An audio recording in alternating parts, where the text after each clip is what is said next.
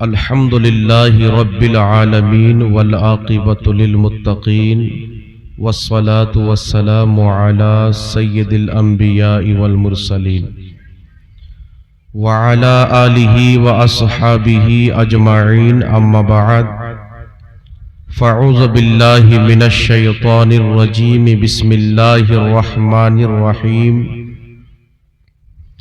इहदिनस सिरातल मुस्तक़ीम सिरातल लज़ीना अनअमता अलैहिम सदक़ल्लाहुल मौलानाल अज़ीम व सदक़ बल्लगना रसूलुहुन नबियुल अमीनुल मतीनुल मुईनुल मुनीरुल करीम व नहनु अला ज़ालिका लमिनश शाहिदीन वश्शाकिरीन वल्हम्दुलिल्लाहि रब्बिल आलमीन।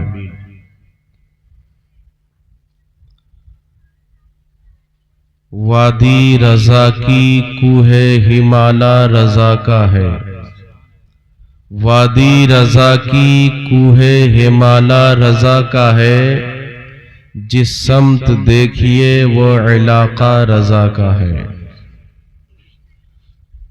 अल्हम्दुलिल्लाह समस्त तारीफ व प्रशंसा गुणगान महान रब्बुल आलमीन वहदाहु ला शरीकेर जन्य, जे आल्लाह व्यतीत केउ इबादतेर योग्य नय, जे आल्लाह व्यतीत केउ साजदा पावार योग्य नय, जे महान रब्बुल आलमीनेर जात ओ सिफाते कोनो रकमेर कोनो शरीक बा अंशीदार नाई, सेई महान रब्बुल आलमीन वहदाहु ला शरीकेर अगणित बार असंख्य बार शुक्रिया आदाय करी, जिनि आमाके आपनाके आशराफुल मखलुकात बानिয়েছেন এবং আশরাফুল আম্বিয়ার উম্মত বানিয়েছেন।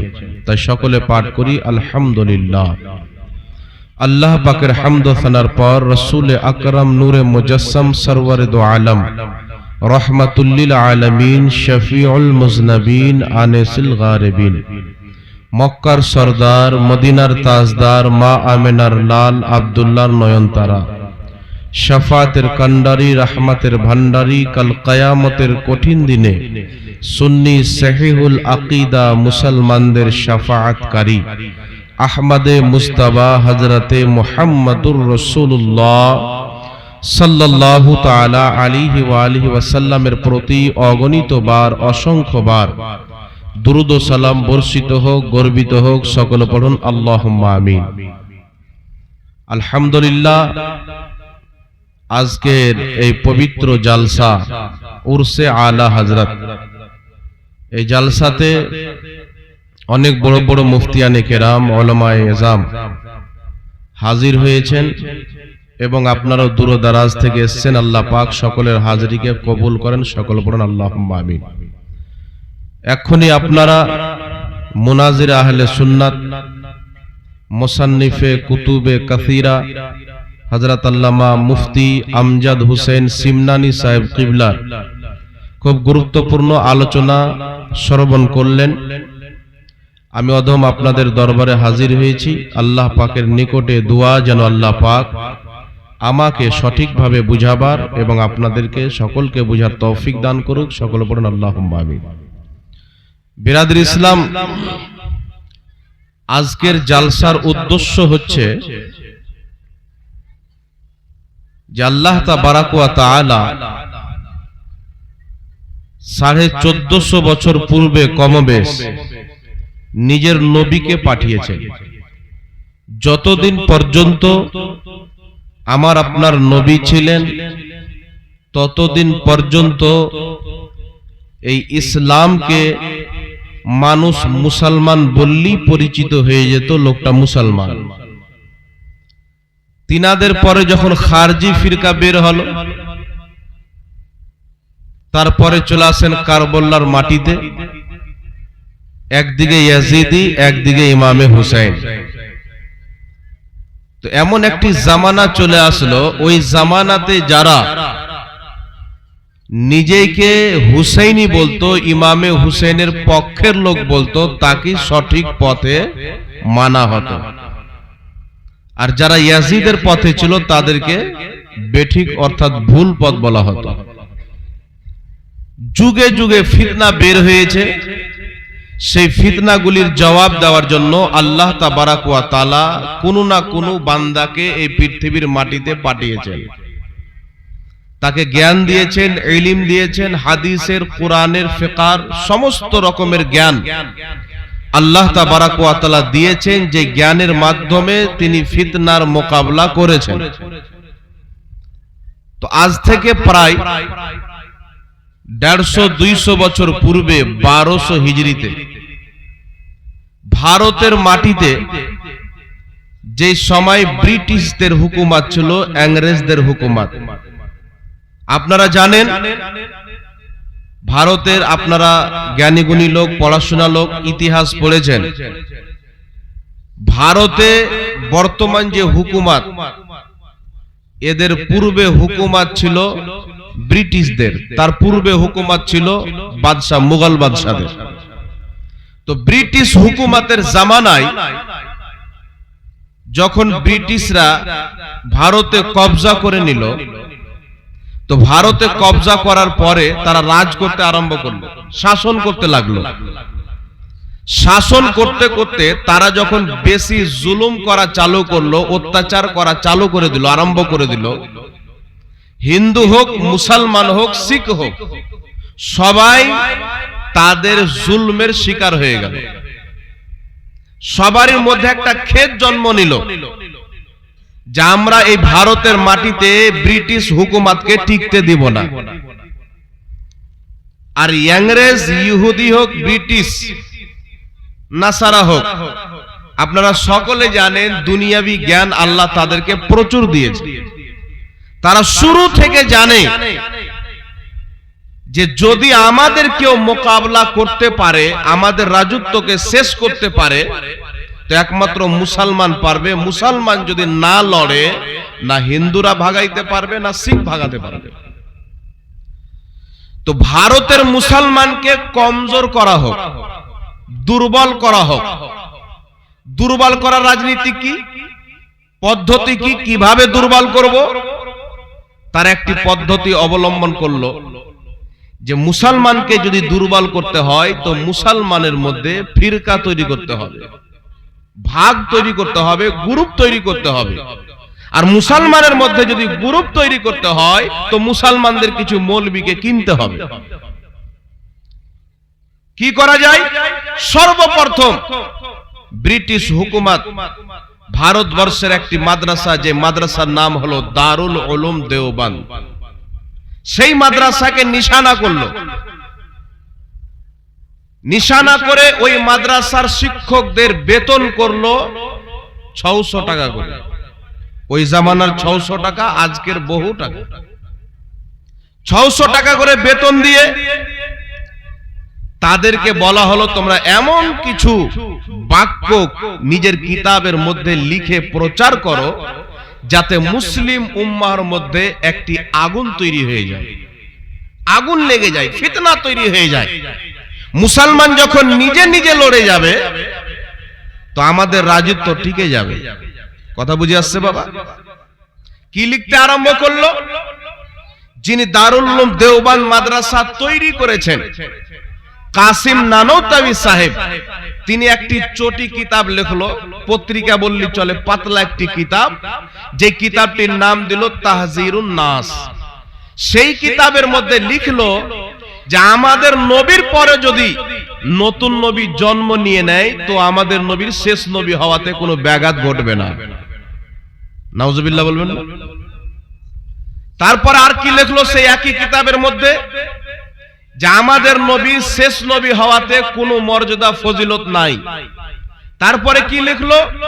উম্মতি বাজাহির আম্বিয়া আলাইহিস সালাম উম্মত চাইতে ফজিলতপূর্ণ হন। তো কিসের কারণে হয়? ঈমানের কারণে হয়। বাকি থাকলো আমলের কথা।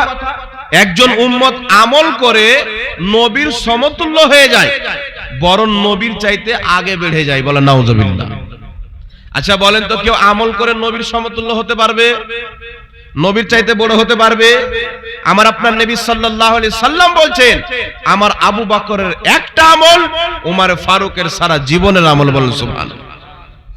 তাহলে যে আবু বকর সিদ্দিকের আমলের সমতুল্য, একটা আমলের সমতুল্য, উমরের মতন সাহাবীর সমস্ত আমল যদি না হয়, তো মুহাম্মদ রাসূলুল্লাহর সমতুল্য আমল আমাদের হতে পারবে?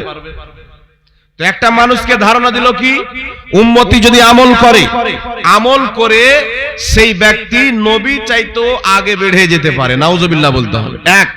দ্বিতীয় নাম্বার, দেওবন্দি জগতের মুজাদ্দিদ আশরাফ আলী থানভী নিজের কিতাব হিফজুল ঈমানের মধ্যে লিখলেন 12 নম্বর পৃষ্ঠার মধ্যে, যদি নবী পাককে কিছু ইলমে গায়েব থাকে, এতে নবী পাকের কি বিশেষতা? এই মতন ইলমে গায়েব প্রত্যেক পশুকে আছে, প্রত্যেক পাগলকে আছে, প্রত্যেক বাচ্চাকে আছে, প্রত্যেক জীব জন্তুকে আছে। বলেন নাউজুবিল্লাহ। মানে নবী পাককে যতটুক আল্লাহ গায়েব দান করেছেন, ইলম দান করেছেন, বিদ্যা দিয়েছেন, ততটুকু বিদ্যা তো পশু পাখির কাছেও আছে, ততটুকু বিদ্যা তো আপনার জীব জন্তুর কাছে আছে, ততটুকু বিদ্যা বাচ্চার কাছেও আছে, এমনকি যে পাগলের কাছেও আছে। বলেন নাউজুবিল্লাহ। দুটি আকীদা হলো। তৃতীয় নম্বরে রশিদ আহমদ গাঙ্গুহি তবলিগি জামাতের প্রতিষ্ঠাতা ইলিয়াস কান্দেওয়ালি সাহেবের গুরু শেখ ওস্তাদ রশিদ আহমদ গাঙ্গুহি ফাতাওয়া রশিদিয়ার মধ্যে লিখলো, আল্লাহ মিথ্যা বলতে পারে। দলিল কি? ওয়া হুয়া আলা কুল্লি শাইইন কাদির। আল্লাহ প্রত্যেক জিনিসের প্রতি কুদরত রাখেন, প্রত্যেক জিনিস করতে পারেন। তো আল্লাহ যখন সব করতে পারেন, তো মিথ্যাও বলতে পারেন। নাউজুবিল্লাহ বলবেন না? কিন্তু আল্লাহ সব করতে পারে, মুমকিন জিনিস, মহল জিনিস নয়। আল্লাহ চুরি করতে পারে না, আল্লাহ মিথ্যা বলতে পারে না, আল্লাহ জুয়া খেলতে পারে না। তো যেই ব্যক্তি বলবে যে আল্লাহ মিথ্যা বলতে পারে, আকীদাতুত তাহাবীর মধ্যে স্পষ্ট লেখা আছে, ওই ব্যক্তি ইসলাম থেকে খারিজ অর্থাৎ কাফির হয়ে যায়। চতুর্থ নাম্বার আকীদা লিখলো বারাহিনে কাতিয়ার মধ্যে খলিল আহমদ আম্বেঠি পৃষ্ঠা নাম্বার 121 এর মধ্যে লিখলো যে শয়তান এবং মালকুল মউতের জ্ঞান আমাদের নবীর জ্ঞান চাইতে বেশি, এটা মানা ঈমান। আর আমাদের নবীর জ্ঞান শয়তানের জ্ঞান চাইতে বেশি, এটা মানা শিরক। কথা বুঝতে পারলেন? শয়তানের জ্ঞান নবীর জ্ঞান চাইতে বেশি, এটা মানলে ঈমান থাকবে। আর নবীর জ্ঞান চাইতে, শয়তানের জ্ঞান চাইতে নবীর জ্ঞান বেশি, এটা মানলে ঈমান শেষ হয়ে যাবে। মানে শিরক কাকে বলে এটাও জানে না। কয়টি গুস্তাখি হলো বাবা? 4টি গুস্তাখি হলো। শুধু 4টি নয়, আরেকটি কিতাব, কিতাবটির নাম হলো সিরাতে মুস্তাকিম, লেখকের নাম হলো ইসমাইল দেহলভি, দেওবন্দি এবং গায়র মুকাল্লিদ, দুই পক্ষের লোকের বুজরুগ, দুইজনই তিনাকে মানেন। সেই কিতাব সিরাতে মুস্তাকিম দারুল উলুম দেওবন্দ থেকে ছাপা হয়েছে। কিতাবটির পৃষ্ঠা নাম্বার 148 নাম্বার পৃষ্ঠার মধ্যে লিখছে, নামাজের মধ্যে যদি জেনার স্মরণ চলে আসে, নামাজ হয়ে যাবে। গরু ছাগলের স্মরণ চলে আসে, নামাজ হয়ে যাবে। কিন্তু মুহাম্মদ রাসূলুল্লাহর স্মরণ আসলে নামাজ হবে না, শিরক হবে। এটা মানা যাবে? এর জোরে বলতে হবে। 5টা হলো। তারপরে চলে আসেন, কিতাবটির নাম হলো বারাহিনে কাতিয়া। সেই কিতাবের মধ্যে আপনার খলিল আহমদ আম্বেঠি লিখতেছেন যে নবী উর্দু জানতো না, আমাদের মৌলবীর কাছে শিখেছে। মানে নবীর শিক্ষক নিজেকে দাবি করলো। তারপরে ইসমাইল দেহলভি, দুই তবকার বুজরুগ, দুই তবকার ইমাম পেশওয়া, নিজের কিতাব তাকওয়াতুল ঈমানের মধ্যে লিখলো যে নবী হোক, ওলি হোক, সবাই হচ্ছে আদম সন্তান। আল্লাহ তাবারাক ওয়া তাআলা তিনাদেরকে বেশি সম্মান দিয়েছেন, তো তিনারা বড় সন্তান, আমাদেরকে কম সম্মান দিয়েছেন, তো আমরা ছোট সন্তান, তো আমরা সবাই ভাই। অর্থাৎ নবীর সম্মান বড় ভাইয়ের মতো করতে হবে। তো আবু জেহেল তো আদম সন্তান, আবু লাহাব তো আদম সন্তান, তাহলে আবু লাহাব তোমার কোন ভাই, বড় না ছোট? একই কিতাব নবী পাক সাল্লাল্লাহু আলাইহি সাল্লাম বলছেন, মিশকাত শরীফের হাদিস, ইবনে মাজাহ শরীফের হাদিস, ইমাম ইবনে হাজার আসকালানী রাহমাতুল্লাহ আলাইহি বুখারী শরীফের শারা ফাতহুল বারীর মধ্যে হাদিসটিকে সহিহ বলেছেন। ইমাম নববী রাহমাতুল্লাহ আলাইহি হাদিসটিকে সহিহ বলেছেন। রাসূল পাক বলছেন, ইন্নাল্লাহ তাআলা হারামা আলাল আরদি আন তাকুলা আজসাদাল আমবিয়া ফানাবিয়ুল্লাহু হাইয়ুন ইরযাকু। নবী পাক সাল্লাল্লাহু আলাইহি সাল্লাম বলেন মিশকাত শরীফ 121 বা 22 পৃষ্ঠার মধ্যে হাদিস, নবী পাক বলেন নিশ্চয়ই আল্লাহ জমিনের উপরে হারাম করে দিয়েছেন, জমিন কোন নবীর শরীরকে খেতে পারে না। ফানাবিয়ুল্লাহু হাইয়ুন, আল্লাহর প্রত্যেক নবী নিজের কবরে জিন্দা আছেন, ইরযুকু, আল্লাহ তাদেরকে রিজিক দান করে, বলেন সুবহানাল্লাহ। আর ইসমাইল দাহলভী নিজের কিতাব তাকওয়াতুল ঈমানের মধ্যে লিখছেন নবী মরে মাটির সাথে মিশে গেছে। নাউজুবিল্লাহ বলবেন না? একই কিতাব তাকওয়াতুল ঈমানের মধ্যে লিখছেন নবী হোক, ওলি হোক, যতই মাখলুক হোক না কেন, সবাই আল্লাহর শানের সামনে চামার চাইতো নোংরা, বলেন নাউজুবিল্লাহ। চামার চাইতো কি, এটা মানা যাবে বাবা? একটু জোরে বলতে হবে। সেই একই কিতাব তাকওয়াতুল ঈমানের মধ্যে লিখলো আল্লাহ ছাড়া কাউকে মানা যাবে না, নবী হোক, ওলি হোক, সাহাবী হোক, একমাত্র মানতে হবে আল্লাহকে, আল্লাহ ছাড়া কাউকে মানা যাবে না। তো কত রকম নোংরা আকীদা হলো। এই সমস্ত কিতাব যখন মার্কেটে ছেপে আপনার অলি গলিতে প্রচার করা হলো, পাকিস্তান, বাংলাদেশ, হিন্দুস্তান, আফগানিস্তানের কিছুটা অংশ, একটাই দেশ ছিল মহাভারত। এই ভারতের মাটিতে যখন এই ফিতনা চালু হয়ে গেল, চতুর সাইডে মুমিনদের অন্তরে আগুন জ্বলে গেল। একজন দাড়ি রাখনেওয়ালা, একজন টুপি রাখনেওয়ালা কি করে নবীর শানে গুস্তাখি করতে পারে, আল্লাহকে মিথ্যাবাদী বলতে পারে? সমস্ত পৃথিবীর মুসলমান হাক্কা পাক্কা হয়ে চিন্তাই ছিল আল্লাহ এই ফিতনার জবাব কি দেওয়া হবে না, এই ফিতনার দাঁত ভাঙা জবাব দেওয়ার জন্য তুমি কাউকে পাঠিয়ে দাও। সারা ভারতের মুসলমান যখন কান্না করে করে নিজের চোখের পানি ফেলে দোয়া করতেছিলেন, মুসাল্লাতে চোখের পানি ফেলে, মসজিদে চোখের পানি ফেলে, এই সময়তে আল্লাহ তাবারাক ওয়া তাআলা মুমিনদের দোয়াকে কবুল করে বরেলির সরজমিনে আলা হযরতকে পাঠিয়েছেন, যিনি 1000 চাইতে বেশি কিতাব লিখে প্রত্যেকটার জবাব দিয়ে ইমাম আহলে সুন্নাত সারা পৃথিবীর মুসলমানদের আকীদা বাঁচিয়েছে, বলেন সুবহানাল্লাহ। আল্লাহু আকবার, ইয়া রাসূলুল্লাহ, ইয়া রাসূলুল্লাহ, জিন্দাবাদ, জিন্দাবাদ।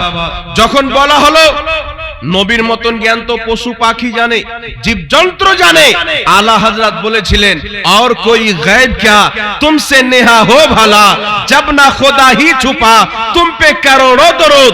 যখন বলেছিল নবী মরে মাটির সাথে মিশে গেছেন, আলা হযরত বলেছিলেন তু জিন্দা হে ওয়াল্লাহ, তু জিন্দা হে ওয়াল্লাহ মেরে চশমে আলম সে ছুপ जाने वाले। যখন বলেছিল নবী তো কিয়ামতের জ্ঞান জানে না, নবী তো পিঠ পিছের খবর জানে না, আলা हजरत बोलेছিলেন सरे अर्श पर है तेरी गुजर, दिले फर्श पर है तेरी नजर, मलकुत व मुल्क में कोई शय नहीं है जो तुझ पे आया नहीं। যখন বলেছিল নবীর সম্মান বড় ভাইয়ের মতো করতে হবে, তখন আলা হযরত বলেছিলেন सबसे औला व आला हमारा नबी, सबसे बाला व आला हमारा नबी। সমস্ত জবাব আলা হযরত একাই দিয়েছেন, জোরে বলতে হবে সুবহানাল্লাহ। ইমাম আহলে সুন্নাত ওয়াল জামাতের ইলমের আমি আপনাদেরকে কয়েকটি ঘটনা বলি। যেই ব্যক্তি 1000 চাইতে বেশি কিতাব লিখেছেন তার ইলম কত হবে আপনারা বুঝতে পারছেন। আর আল্লাহ কোরআনে কি বলেছেন? একমাত্র আলিমরাই আল্লাহকে ভয় করে। আলা হযরত রাদিয়াল্লাহু তাআলা আনহু যে 1000 চাইতে বেশি কিতাব লিখেছেন, তিনার একটা কিতাব ফাতাওয়া রিজভিয়া, যেটা মাসলা মাসাইলের উপরে ফতোয়ার উপরে কিতাব রয়েছেন, সেই কিতাব কত খণ্ডের? 32 খণ্ড। এইরকম লম্বা কিতাব হবে, একজন ব্যক্তি একা মনে হয় চাড়তে পারবে না একটা কিতাব। তাহলে যিনি 1000 কিতাব লিখেছেন, 1000 চাইতে বেশি, তিনাকে আল্লাহ কত ইলম দিয়েছেন। এখন আপনাকে বলি শুনেন, দুটি ঘটনা বলবো। মুসলিম আলীগড় মুসলিম ইউনিভার্সিটি নাম শুনে হবে, উত্তরপ্রদেশে একটি আলীগড় বলে জায়গা আছে। মুসলিম ইউনিভার্সিটিতে একটি মশলা আসলো, ওই মশলা সায়েন্সের সাথে সম্পর্ক রাখে, ধর্মের সাথে নয়। গোটা ভারতের ডক্টর, বিজ্ঞান, সায়েন্স দা হাইরান হয়ে গেল, উত্তর কৌরির কাছে হলো না। ওই আলীগড় ইউনিভার্সিটির প্রিন্সিপাল চিন্তা করলো যে আমি এর উত্তর আনতে জার্মানি যাব। ইনি জার্মানি যাবেন, আলা হযরতের একজন মুরিদ ছিলেন, বহুত বড় প্রফেসর ছিলেন। তিনি বললেন কোথায় যাবেন? বলছেন একটি প্রশ্ন যার উত্তর পুরো ভারতে পাইনি, জার্মানিতে যাব। তো বলছেন একবার আমার পীরের কাছে যাও, আলা হযরতের কাছে যাও, ওনার খুব নাম শুনেছি, উনি হাল করে দেবেন। মৌলবী মানুষ কি করবে, মৌলবী মানুষ কি জানে বিজ্ঞান সম্পর্কে। ইনি যখন গেলেন ইমাম আহলে সুন্নাত আলা হযরতের কাছে, মন ছোট করে যে উত্তর তো পাবো না, কথা রাখার জন্য চলে এসেছি। আলা হযরতের কাছে গিয়ে বসেছেন। ইমাম আহলে সুন্নাত আলা হযরত রাদিয়াল্লাহু তাআলা আনহু বলেন, কি তোমার প্রশ্ন বলো। প্রশ্নটা যখন বললেন, উনি ওই জায়গাতে বসে কয়েক পৃষ্ঠাতে তার উত্তর দিয়ে কাগজ ধরিয়ে দিলেন। বলেন সুবহানাল্লাহ। ইনি ছিলেন আলা হযরত। যখন আরবের মাটিতে গেলেন, তিনার সামনে গিয়ে ওয়াহাবি মতের লোকেরা আলা হযরতের ব্যাপারে বলেছিল যে আমাদের ভারতে একজন আহমদ রাজা নামক ব্যক্তি আছে, সে নবীর জ্ঞানকে আল্লাহর সমতুল্য করে দেয়। কেন? বলে সে বলেছে নবী গায়েব জানে, তো আল্লাহ গায়েব জানে, নবীও গায়েব জানে, তো শিরিক হলো না? যুক্তি দেখেন তো। আল্লাহ দেখে, তুইও দেখিস, তো শিরিক হলো না? আল্লাহ কথা বলে, তুইও বলিস, তো শিরিক হলো না? না কি বলেন? আল্লাহ জিন্দা না মুর্দা? জোরে বলেন। আপনারা জিন্দা না মুর্দা? এটাও তাহলে শিরিক হয়ে গেল। তো আল্লাহও জিন্দা, আমরাও জিন্দা। আল্লাহ নিজে থেকে চিরস্থায়ী জিন্দা। আল্লাহ আমাদেরকে জিন্দা যতদিন রেখেছেন ততদিন জিন্দা। আল্লাহও গায়েব জানে, নবীও গায়েব জানে। আল্লাহ নিজে থেকে জানে, নবী আল্লাহর জানাতে জানে। বলেন সুবহানাল্লাহ। আরবের মাটিতে আলা হযরতের ব্যাপারে অনেক নোংরা জিনিস। আপনি গুগল খুলবেন, বদ আকীদার আলা হযরতের উপরে কত কিতাব লিখেছেন। আহমদ রাজা বিদাতি, আমি একটা কিতাব পড়লাম, কিতাবটার নাম হলো আল বারেলভিয়াত। পাকিস্তানে একটা মৌলবী ছিল গায়র মুকাল্লিদের, যে মৌলবীর নাম হলো জাহির এলাহি। সে কিতাবটি লিখেছেন, কিতাবের মধ্যে একটি শের লিখা আলা হযরতকে মুশরিক প্রমাণ করেছে। শের কি? वही जो मुस्तवी अर्श था खुदा होकर उतर पड़ा है मदीने में मुस्तफा होकर। মানে নবী আল্লাহ হয়ে আরশে ছিল, মুস্তাফা হয়ে জমিনে চলে এসেছেন। আলা হযরত এটা লেখার কারণে মুশরিক হয়েছে। অথচ আলা হযরতের যত কিতাব আছে, এই ছন্দের কোনো অস্তিত্ব তিনার কিতাবের মধ্যে নাই। বলেন সুবহানাল্লাহ। মিথ্যা অপবাদ। এই ছন্দ লিখলো কে? একটা শায়ের রয়েছেন যার নাম হলো গোলাম আসি। ওই গোলাম আসি এই শেরটা লিখেছে, তার শের ফিট করেছে আলা হযরতের নামে। এখন কেউ মাজারে সাজদা করে দিলে ফিট করবে কার নামে? আলা হযরতের নামে। এখন কেউ মাজারে গিয়ে ভণ্ডামি করলে ফিট কার নামে হবে? আলা হযরতের নামে। কিন্তু আলা হযরত মাজারের ব্যাপারে কি বলেছেন মুফতি আমজাদ হোসেন সিমনানি ডিটেইলস আপনাদের সামনে বলে দিয়েছেন। তো আলা হযরতের ব্যাপারে কান ভরা হলো মক্কার ইমামের, মদিনার ইমামের। বলেন আচ্ছা ঠিক আছে, আহমদ রাজা আসুক। আলা হযরত গিয়েছেন হজ করতে, তিনার সামনে প্রশ্ন হলো, আপনি নাকি নবীর গায়েবকে আল্লাহর সমতুল্য করে দিয়েছেন, নবীর ইলমকে আল্লাহর সমতুল্য করে দিয়েছেন। আলা হযরত বলেন নাউযুবিল্লাহ, এটা আমার প্রতি অপবাদ দেওয়া হয়েছে। আমার আকীদা হলো আল্লাহর ইলমকে যদি 7 সমুদ্র মানা হয় তার চাইতেও বেশি। আল্লাহর ইলমের সীমা করা যাবে না। কিন্তু বুঝানোর জন্য আলা হযরত বলছেন, আমার আকীদা আল্লাহর ইলম যদি 7 সমুদ্র হয় তার চাইতেও বেশি। 7 সমুদ্র চাইতে নবীর ইলমকে আমরা এতটুকু বিশ্বাস করি না যতটুকু চিড়িয়া নিজের চোচে পানি নাই। আলা হযরত কি বললেন? আল্লাহর ইলম যদি 7 সমুদ্র হয় তার চাইতেও বেশি। আল্লাহর 7 সমুদ্র ইলমের সামনে নবীর ইলমকে আমরা এতটুকু মানি না যতটুকু চিড়িয়া নিজের চোচে পানি নেয়। তাহলে শিরিক হলো। আসমান জমিন চাইতেও বেশি তফাৎ হলো কি হলো না? আলা হযরত বলছেন, শুনেন, এই কথা বলে আমি আহমদ রাজার আকীদা শেষ হয়নি। আমার আকীদা তো এখন বয়ান করা হবে। আল্লাহর ইলম যদি 7 সমুদ্র মানা হয় এর চাইতেও বেশি। বুঝানোর জন্য বলছি, তিনার 7 সমুদ্র ইলমের সামনে আমরা নবীর ইলমকে এতটুকু বিশ্বাস করি না যতটুকু চিড়িয়া চোচে পানি নাই। কিন্তু শুনো, দুনিয়াতে যত ওলি আছেন, যত নবী এসেছেন, যত ফেরেশতা আছেন, দুনিয়াতে যত আলিম ফাজিল রয়েছেন, সারা পৃথিবীর ইলমকে যদি নবীর ইলমের সামনে তুলনা করা হয়, নবীর ইলম হবে 7 সমুদ্র, সারা পৃথিবীর ইলম হবে চিড়িয়ার চোচের এক ফোঁটা পানি। বলেন সুবহানাল্লাহ। আকীদা আলা হযরত বয়ান করে মাত্র 8 ঘন্টাতে। কত ঘন্টা? আমরা যখন একটা কিতাব, একটা ফাতওয়া লিখবো 15-20 খানা কিতাব সামনে রাখতে হয়। আলা হযরত মাত্র 8 ঘন্টাতে ওই আরবে মক্কার মাটিতে বসে একটি কিতাব লিখলেন আদ-দাওলাতুল মাক্কিয়া। এই কিতাব যখন লিখলেন আরবের উলামায়ে কেরামের সামনে হাজির করলেন।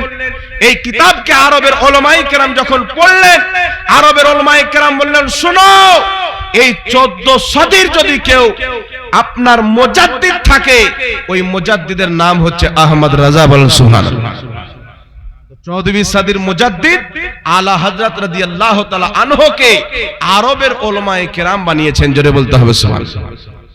তো আপনি চিন্তা করেন বিরাদর ইসলাম, কোন কোন জায়গা থেকে ইমাম আহলে সুন্নাত আলা হযরত রাদিয়াল্লাহু তাআলা আনহু আমাদের হিফাজত করেছেন। এক কথা, সারা পৃথিবীর মুসলমানদের ঈমানের রক্ষা আল্লাহ পাক করেছেন আলা হযরতের মাধ্যমে। জোরে বলতে হবে সুবহানাল্লাহ। এইবার চলে আসেন বিরাদর ইসলাম, আপনাদের সম্মুখে কয়েকটি মাসআলা বয়ান করতে চাই।